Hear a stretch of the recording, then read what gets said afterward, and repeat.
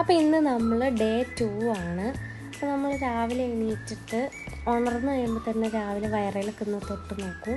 അത് കഴിഞ്ഞിട്ട് ബെഡ്ഷീറ്റൊക്കെ വിരിച്ച് പുതപ്പൊക്കെ ഇങ്ങനെ വിരിച്ചിട്ട് മടക്കിയിട്ട് കഴിഞ്ഞാൽ ഒരു സ്വസ്ഥത തോന്നും. പിന്നെ നമ്മുടെ ഹൈപ്പോതൈറോയിഡിസത്തിൻ്റെ തൈറോനോം ടാബ്ലറ്റ്, അപ്പോൾ എനിക്ക് പ്രഗ്നൻസി ടൈമിൽ ബ്ലഡ് ടെസ്റ്റൊക്കെ ഉണ്ടല്ലോ.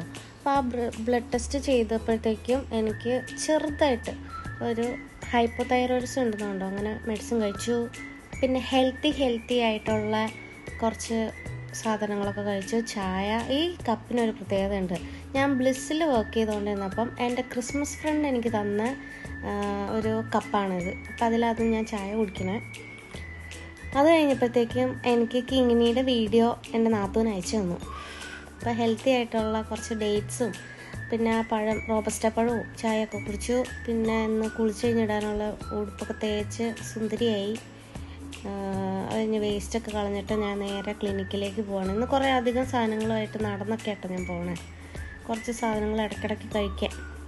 ഇടയ്ക്ക് ഞാൻ പോയ ഐസ് പോട്ടിൽ നിന്ന് ഐസ് കഴിച്ചു, സേമിയ ഐസ് കഴിച്ചു. എനിക്ക് ഭയങ്കര ഇഷ്ടമാണ്. അത് കഴിഞ്ഞപ്പോഴത്തേക്കും പ്രതിഭ എന്ന് എനിക്ക് ഉച്ചയ്ക്ക് ഫുഡ് തന്നെ. അപ്പോൾ ഫുഡ് തന്നപ്പോഴത്തേക്കും ഞാൻ വീഡിയോ എടുത്തപ്പോഴത്തേക്കും ഓടിക്കളഞ്ഞു. പിന്നെ ചായ കുടിച്ചു.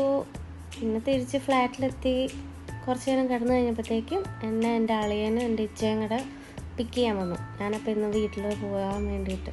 അപ്പോൾ വീട്ടിൽ വന്നപ്പോൾ അപ്പച്ചനൊക്കെ അവിടെ ഫോണൊക്കെ നോക്കിയിരിപ്പുണ്ട്. അമ്മച്ചി പറയണത് എന്നാണെന്നറിയോ, ചോറുണ്ട് പിള്ളേരെ എന്നാ എന്നെ.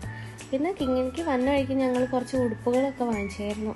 അപ്പോൾ അവർ പോവാണല്ലോ. അപ്പോൾ ഇന്ന് മീൻ വറുത്തതും മുട്ട പൊരിച്ചതും സാലഡും പിന്നെ ഇരുമ്പുളിയും ചെമ്മീനും കൂടെ ഉള്ള കറിയും ഉണ്ട് കേട്ടോ. നല്ല ടേസ്റ്റായിരുന്നു. അതൊക്കെ കൂട്ടി ഞങ്ങൾ ചോറൊക്കെ ഉണ്ട് കഴിഞ്ഞപ്പോഴത്തേക്കും പിന്നെ ടി വിയിൽ സർവ്വമായ വന്നു.